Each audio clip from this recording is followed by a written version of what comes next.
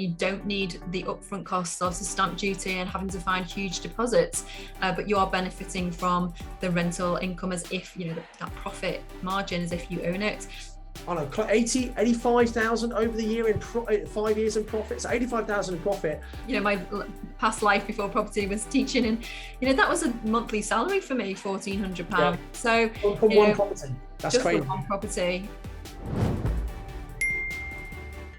So this deal, I actually had another property on the same street, and I work with lots of people in my area who are also, looking at rent to rents and lease options and looking for deals. And one of my friends, really, he just said to me, well, I've got too many on at the moment. I can't do them all. Do you want to have a look at this one? I said, yeah, sure, I'll go and have a look at it. But to be honest, 10 bedrooms, the idea of a 10-bed HMO at the time was really scary, and I thought, I'm not sure if this is for me. I'm not even sure this can work. Okay, as a student property where you've got two groups who already know each other, maybe. Yeah. But professionals, I thought, are professionals going to want to live in a 10-bed HMO? Well, I was quite skeptical, but I just thought, I'll go along and I'll see, and we'll see what happens. So yeah, I went along and spoke to the owner. So it was actually presented to me as a rent-to-rent deal. Michelle, I want to interrupt you here, okay? I want to make this point, and I don't want to upset people who are doing rent to rent, but I want to help you. If you're doing rent to rent, please listen very carefully. I think rent to rent can be an amazing strategy, especially if you're starting out. But even I know some very experienced investors who do rent to rent because they will, I don't have to get a mortgage, I don't have to put a lot of money in, I'm going to do rent to rent. So rent to rent can work for everyone, right? But here's the biggest problem with people doing rent to rent. They just think rent to rent. And often they're doing it because they might have run out of their own deposit money, think, I've got to do rent to rent. And they forget that there are all these other strategies they could use. Look, if it's a really good deal that someone wants to sell, even if you don't have the money, if it's a good enough deal, you could joint venture. Someone else could put the money in, you do the work. And as well as getting some of the cash flow, you get the equity growth as well. So you could do that. Or, as we said, a purchase lease option. And some people who rent, they're so focused on rent to rent, they don't really think bigger than that, and they probably miss a huge number of options, which maybe your friends maybe kicked himself because this could have been an option that he could have done maybe. It could have been, and I'm sure he is kicking himself about it now. And it needed a lot of work doing to it as well, which was money that I didn't have at the time. And I was, funny enough, because I'd done rent to rent in the past as well, and I had never, at the beginning, I didn't know about purchase lease options, and I was actually got this deal when I was on Mastermind with yourself. Yes, I know, yeah.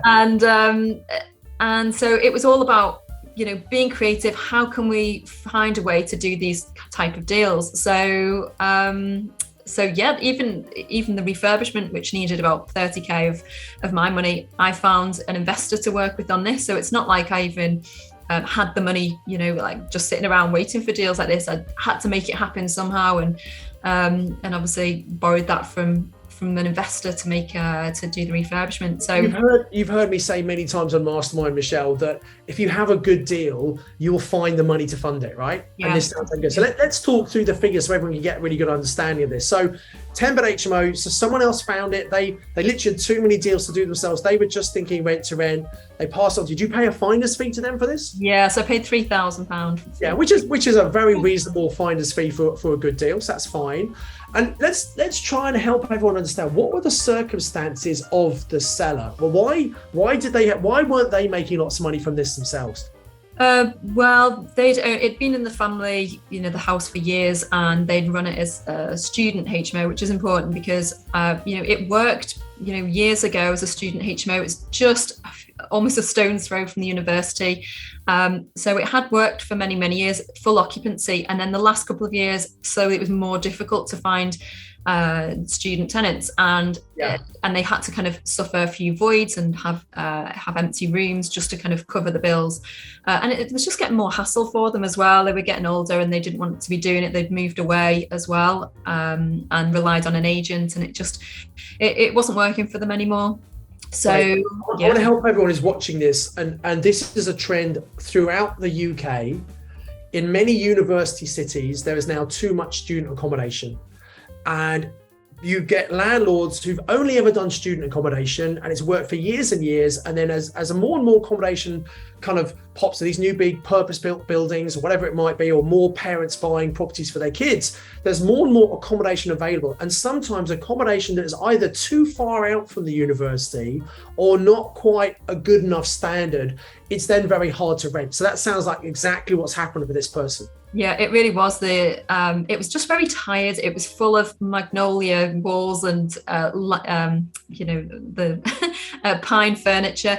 And you know what? It was decent from IKEA, decent furniture, but it was just pine. Very boring, very standard, brown carpets, like just a bit. The bathrooms, with like the shower screens over like the curtains, and it really dated. The kitchen again, it certainly wasn't up to professional standards in terms of what we learn as in the property education world is all about being the best in your your niche area. You want to be competing with everyone else is just doing average properties. And I thought, if I'm going to do this has to work. It has to be the best house share in Chester, and that's what we're constantly striving for, so that we can provide a great tenant service for the tenants. So when you do a purchase up, there's some things you need to know. So you agree how much you're going to buy this house for and how long you've got to. So what was the purchase price you agreed on the property?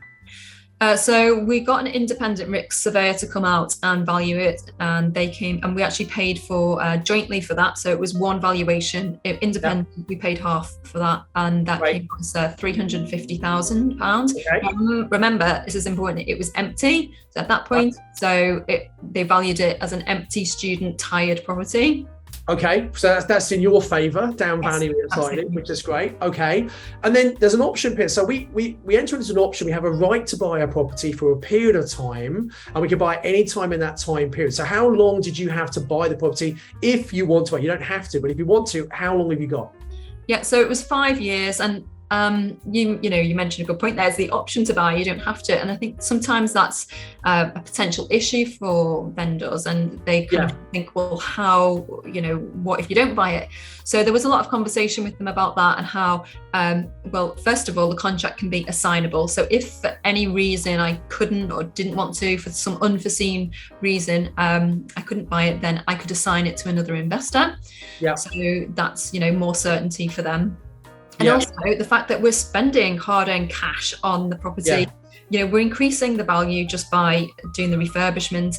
That will lead naturally to an increase in rent. So because of it being a 10-bed, it should be valued on a certainly a commercial or hybrid valuation. So it should be worth more. So you'd absolutely be crazy not to buy it in the future, because it should be worth more. And obviously, hopefully you've got the capital appreciation as well. Yes. So in other words, what you're saying is that, and you're right, sometimes the fact that you don't have to buy is a real concern for the seller, because they don't want they want to get rid of it, right?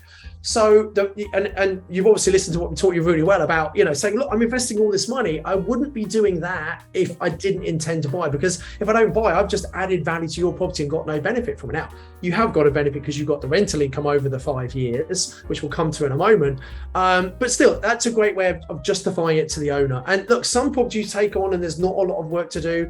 Sometimes there is a lot of work. So how much did I know you said you used an investor's money for this, but how much did you have to spend on the work? Yeah, so it was about £30,000. So it was a new kitchen, new bathroom, 2 new bathrooms. We actually put another bathroom in under the stairs.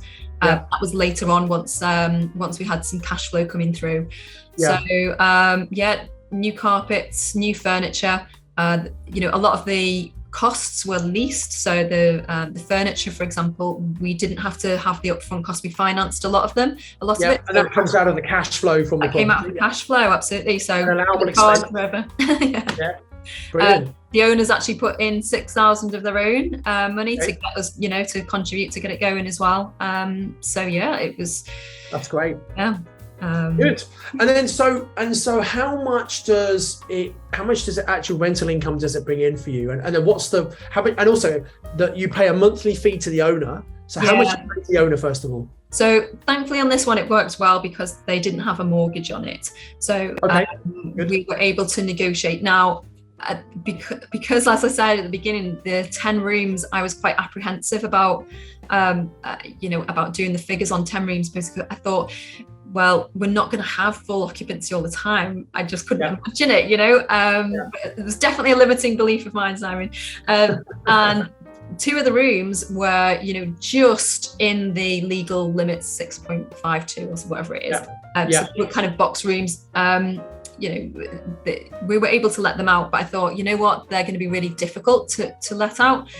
So as a sort of negotiation point, I worked on the basis of 8 double rooms, and then, allowed for kind of flexibility on those 2 other rooms. So I think that's very sensible. Rather than trying to fudge the figures and make it work, you're being realistic. Look, these 8 we're going to rent quite well, but these 2 we may not rent so well, and so that's a bit of extra profit for you, isn't it? I guess exactly. And obviously we had the cost of doing the refurbish as well. So we agreed £1,500, and that works out. If we were to get a mortgage now on the property, that works out about the same. So thankfully they didn't have a mortgage to cover, but it all depends on, everyone's different on this. Some people have big mortgages and small ones. So there's a really important point I want to get everyone understands as well about options. So if that person had sold the property for 350, they'd get that money, put it in the bank, pay a bit of tax, put it in the bank, and get pretty much bugger all on it. But this way, they're getting 350 plus for the next 5 years. They're getting 15. So they're getting 18,000 a month. A year. Sorry, 18,000 a year, which is a lot more than they'd get in the bank, obviously. Get it for 5 years. So in fact, they're actually getting a lot more than 350 if they sold the property right now. So that's a massive reason why that works for them, right? Yeah, if we were to do the maths on it, so 350 they're locking it in, and when they're getting the go on, do the math. So 1,500. I'm just trying to do it on my phone here. So 18,000. I can't, not fast. 18,000 times 5 is an extra 90,000. So really, a property that's worth 350 and it's in a tired state, they're actually getting 440 for it, even though they're not getting all the cash now. They're just prepared to wait for it. Yeah, and that's really important that I did say that to them at the time when we were talking about it, and I said, actually, the most that you'll get is, this 400. What did you say? It was 445. 440,000.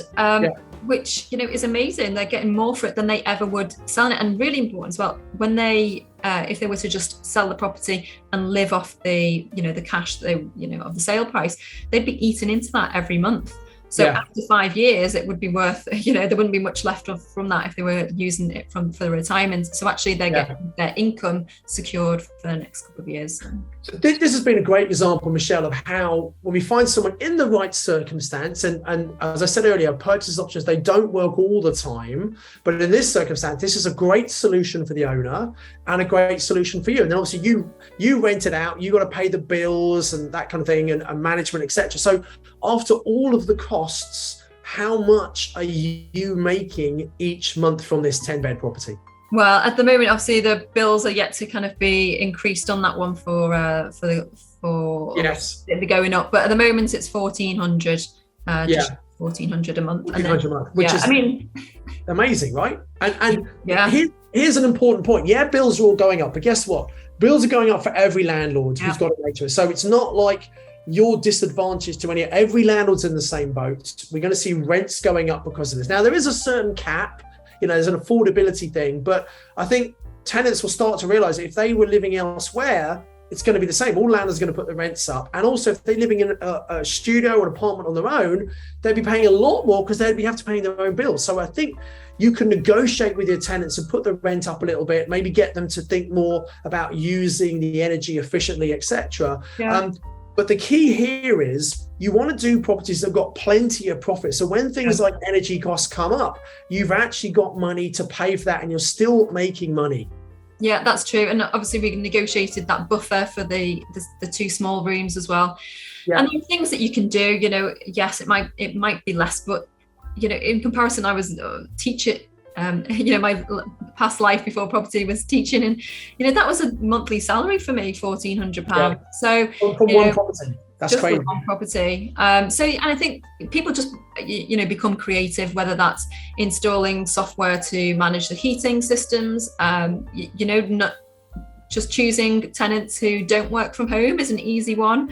Yes. They're out all day. It's no good if they're all at home all day, using electricity, and that's your choice who you choose to give the room to. And there's certainly lots of demand. And also, where people would normally go for a flat and they're thinking, oh, well, I'm actually going to have all these extra costs. Now they're looking at HMOs as well. So there's lots of demand still, I think. So just to summarize this deal, so it was a motivated student property, and you've always taken it and you repurposed it for a different type of tenant, a young professional. I love what you said about trying to be the best young professional sharing chess. That's a great attitude to take. And we don't want to compete on price. We're going to compete on service and try and be the best. Yeah.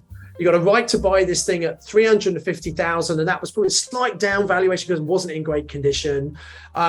If you're making it a 10-bed, giving you on a 500 a month, that could be a 500 valuation. So although you're buying at 350, it could be easily worth 500. So using the right creative finance, you might be able to buy that with very little of your own money, and over the 5 years, you're making 1,400 a month. That's close to maybe 17,500, 18,000 a year, maybe 17,500 a year. So that's 85,000 over the year in 5 years in profit. So 85,000 in profit. Again, you could actually use that if you wanted to count that towards a deposit. If you're right there, and that was the beauty about this deal, and obviously all purchase lease options, where you don't need the upfront costs of the stamp duty and having to find huge deposits, but you are benefiting from the rental income as if that profit margin as if you own it. So that is a huge advantage. I do hope you got massive value from watching this YouTube video. I'd encourage you to click on the link below to come and do the online training with me. And I've got another video lined up for you, which I think is also going to be really useful, that you should watch once you've registered for the online training with me. So invest with knowledge, invest with skill. I'll see you very soon.